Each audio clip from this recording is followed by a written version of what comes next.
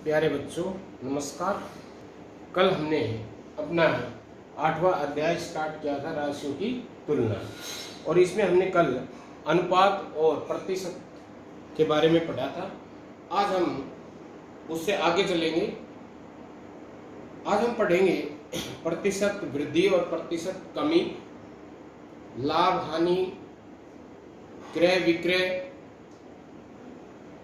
बट्टा और बिक्री कर, इनके बारे में पढ़ेंगे। सबसे पहले है प्रतिशत वृद्धि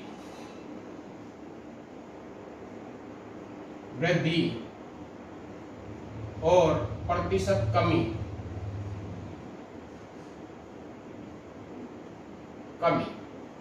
यानी कि किसी राशि में प्रतिशत कमी या प्रतिशत वृद्धि क्या होती है। जो मूल राशि होती है उसके ऊपर कितने प्रतिशत वृद्धि हुई और उस वृद्धि के बाद नई क्या आई। जैसे मान लो किसी व्यक्ति ए का मूल वेतन 10,000 है, 10,000 रुपए है, और उसके मूल वेतन में 15% की वृद्धि की जाती, तो नया वेतन क्या होगा। नया वेतन क्या होगा, तो प्रतिशत कितनी प्रतिशत वृद्धि है, वृद्धि प्रतिशत कितनी है 15%। तो ये वृद्धि प्रतिशत है, तो वृद्धि कितनी हुई, रुपए में कितनी हुई वृद्धि। इस 10,000 का हमने 15% निकालना है, तो ये होगा बराबर 10,000 गुणा में 15/10,000 का 15%। कल हमने पढ़ा था 10,000 का 15%। का मतलब क्या होता है, गुना, और प्रतिशत हटाएंगे तो बटे में क्या करेंगे 100। 2 0 से 2 0 कट गई, तो 1500 रुपए वृद्धि हुई। तो नया वेतन कितना होगा उसका, नया वेतन होगा, पहले 10,000 पहले था और उसमें 1500 रुपए और जुड़ गए, तो इस तरह से कितना होगा 11,500 रुपए उसका नया वेतन है। इस तरह से किसी राशि में प्रतिशत वृद्धि होती है, तो हम पहले जो राशि मूल राशि दे रखी है उसका हम जितनी प्रतिशत वृद्धि हुई है उतना हम प्रतिशत ज्ञात कर लेंगे, और फिर मूल वेतन में मूल जो राशि है उसमें हम जोड़ देंगे, तो वो नई राशि आ जाएगी। अगर कमी होती तो इतनी हम घटा देते। अगर वो कहता है वृद्धि की जगह वो कहता है कि 15% उसके मूल वेतन में कमी आई, तो हम 15% जो निकाल करके उसको घटा देते। कमी तो मूल वेतन में से घटाना, और वृद्धि तो मूल में जोड़ना, मूल राशि में जोड़ना, और कमी है तो मूल राशि में से घटाना।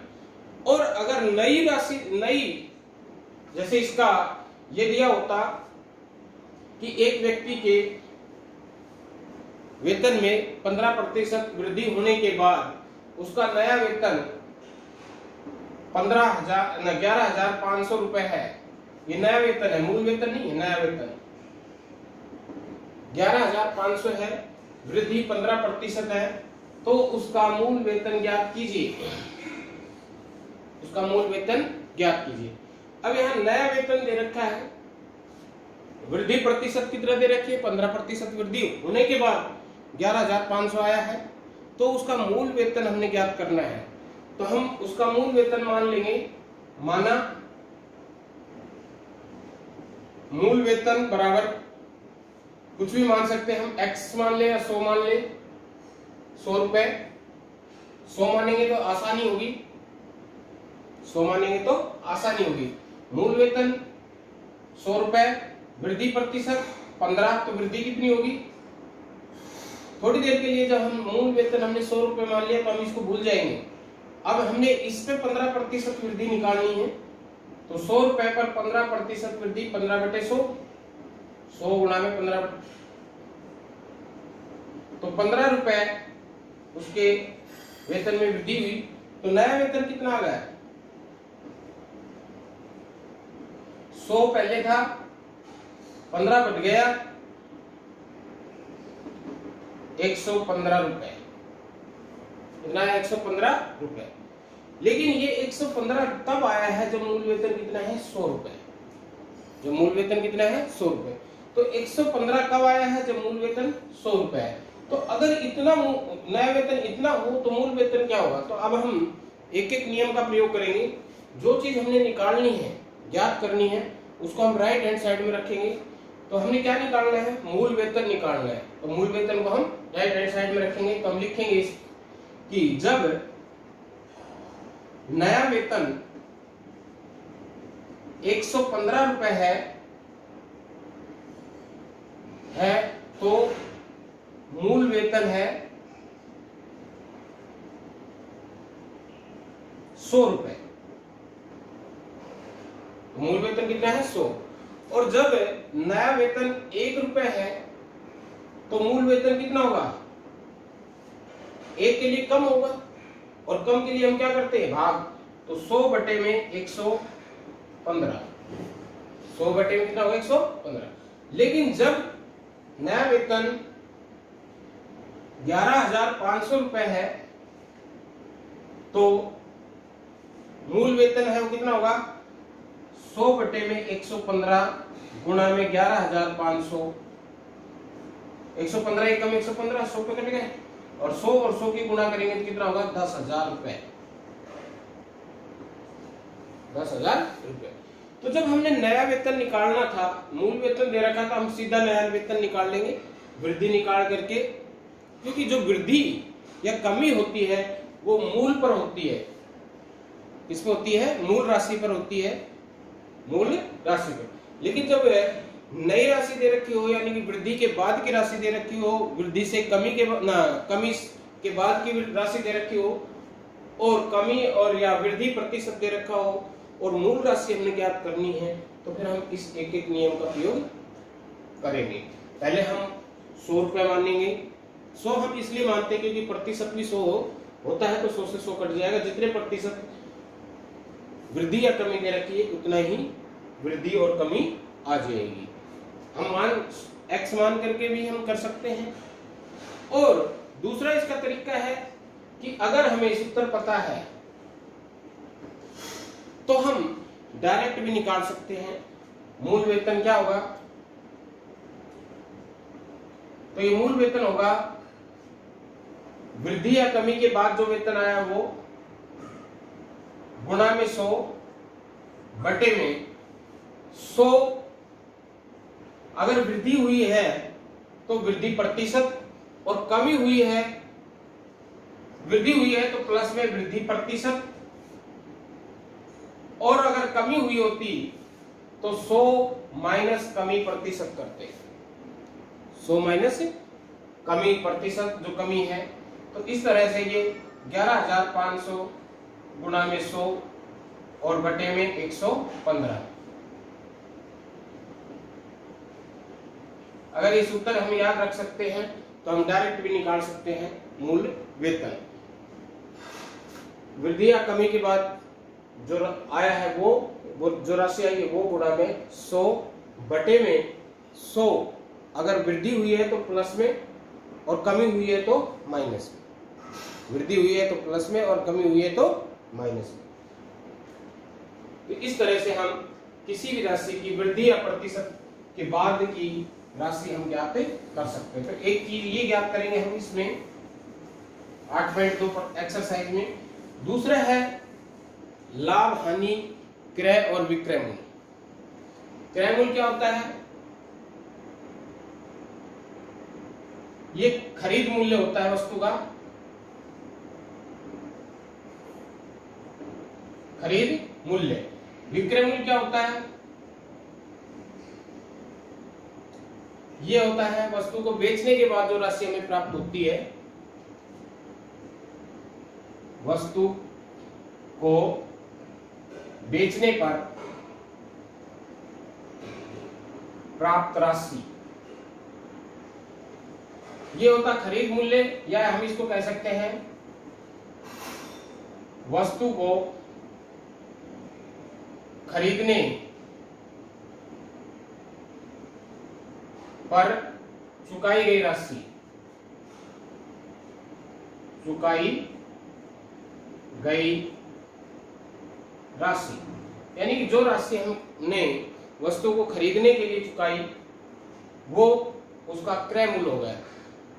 क्रय मूल्य के अंदर जो राशि हमने जिस व्यक्ति से हमने वस्तु खरीदी है उसको तो दी, प्लस में उसका जो किराया भाड़ा, उसको लाने में किराया भाड़ा या कोई डिफेक्टिव है उसको सही करवाने में जो राशि खर्च की, वो सभी राशियां इस क्रय मूल्य में शामिल होगी।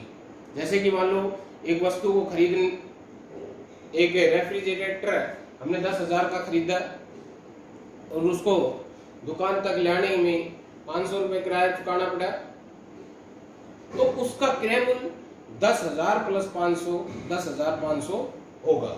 तो क्रय मूल्य में सारी लागत आ जाती है, जिसमें जिस व्यक्ति से हमने वस्तु खरीदी है उसको चुकाई गई राशि, प्लस में उसको लाने में जो किराया भाड़ा हमने देना पड़ा या उसको रिपेयर करवाने में जो हमने राशि चुकानी पड़ी, वो सभी राशि इस क्रय मूल्य में शामिल होगी। तो ये है क्रय मूल्य और ये विक्रय मूल्य। तो लाभ कब होगा? लाभ जब होगा जब विक्रय मूल्य ज्यादा होगा, क्रय मूल्य कम होगा। लाभ कब होगा? विक्रय मूल्य बड़ा होगा किससे? क्रय मूल्य से। और ये कितना होगा? ये होगा विक्रय मूल्य माइनस क्रय मूल्य।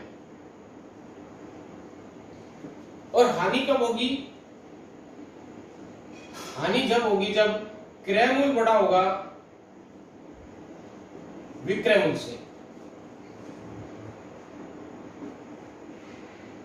क्रय मूल्य बड़ा होगा किससे? विक्रय मूल्य से। यानी कि अब उसको निकालेंगे कैसे? क्रय मूल्य माइनस विक्रय मूल्य।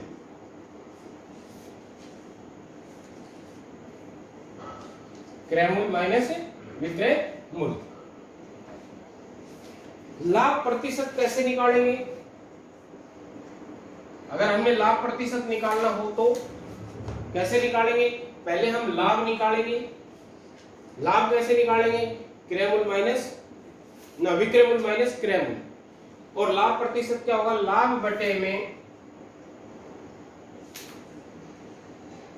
क्रय मूल्य गुणा में 100 गुणा में 100।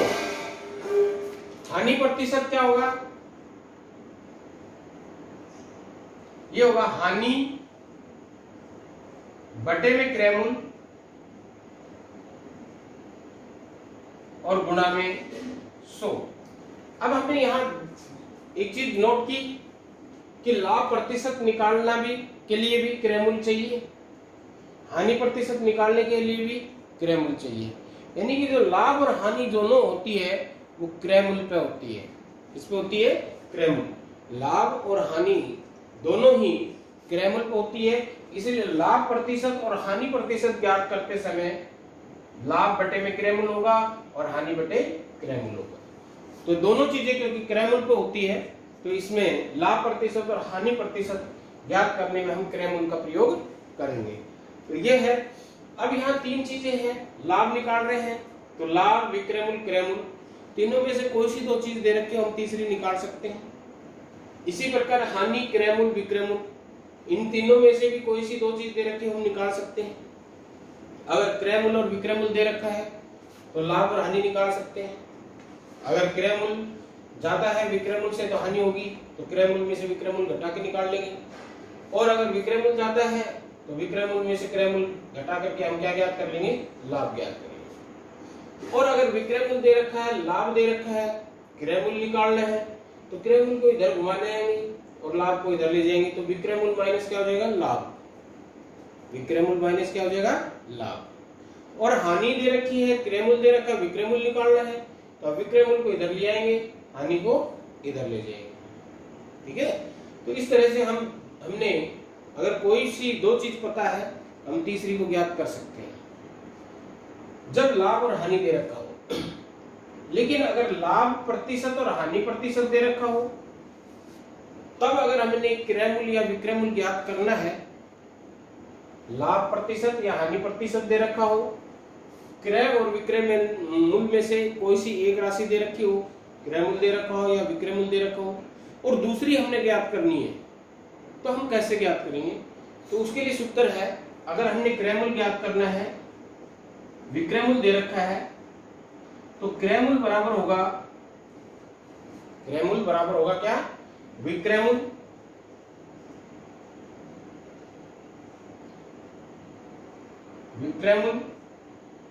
गुणा में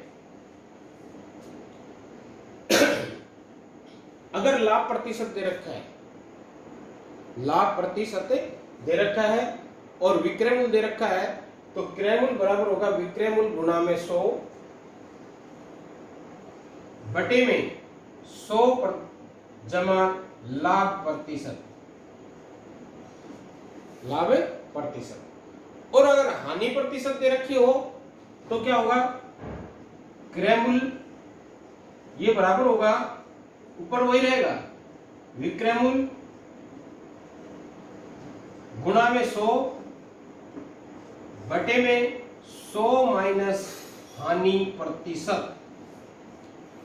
इसको हम ब्रैकेट में रखेंगे, यहां भी 100 माइनस हानि प्रतिशत।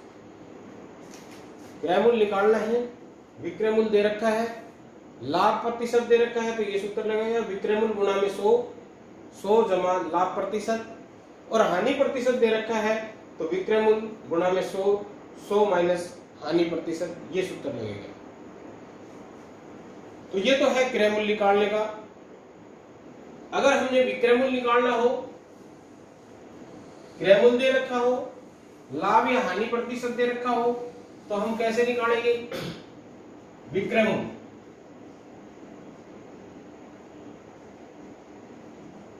बराबर ये क्रय मूल्य हो जाएगा गुणा में, सिर्फ इनका स्थान चेंज होगा, इसका और इसो का।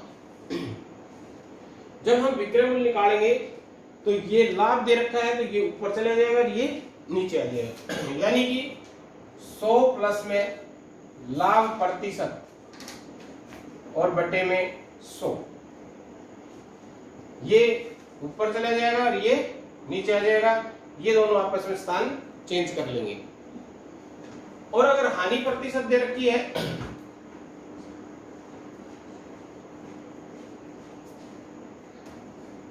तो क्या होगा? क्रय मूल्य गुणा में 100 माइनस हानि प्रतिशत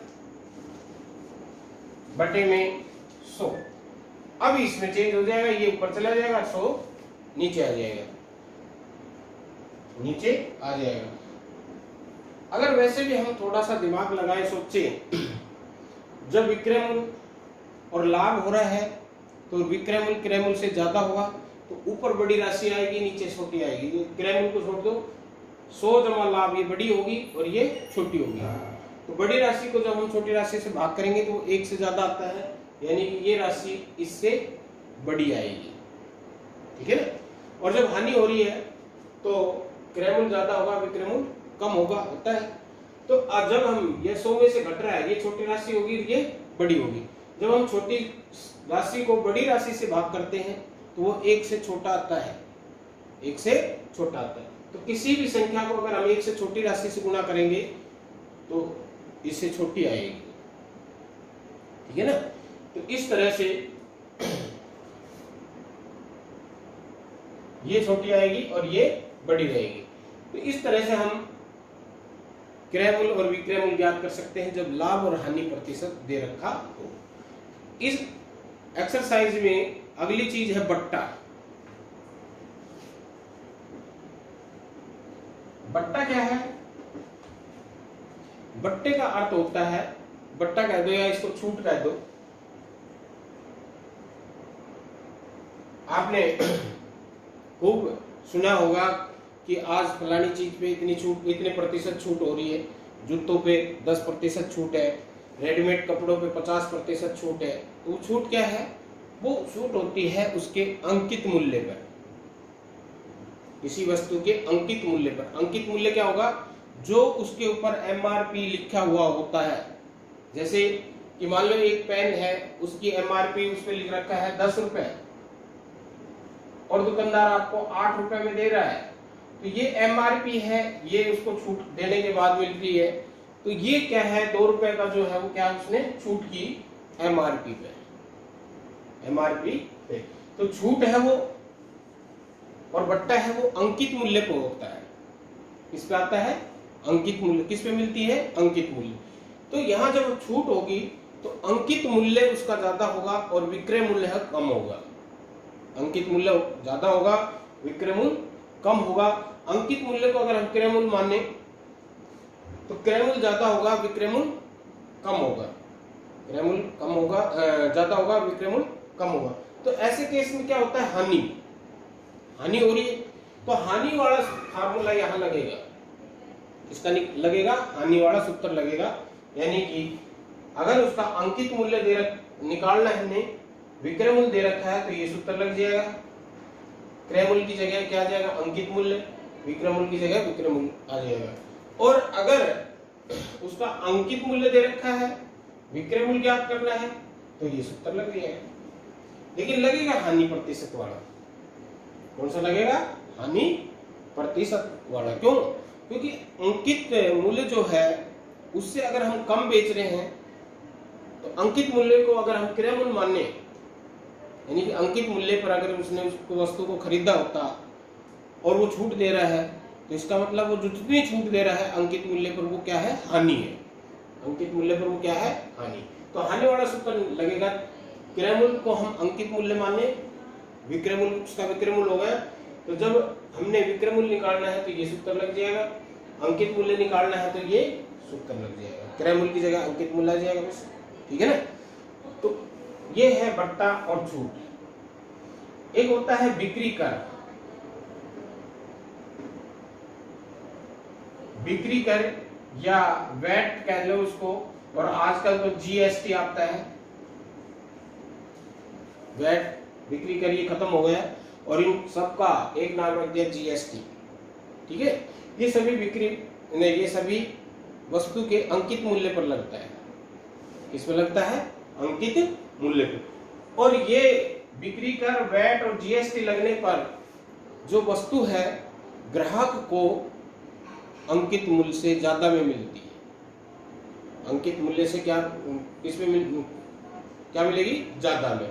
अगर मान लो किसी वस्तु का अंकित मूल्य 100 रुपए है और उस पे 8% जीएसटी लग रहा है, तो 100 रुपए पर 8% लगा दिया हमने, 100 गुणा में 8/100, यानी कि 8 रुपए जीएसटी लग गया।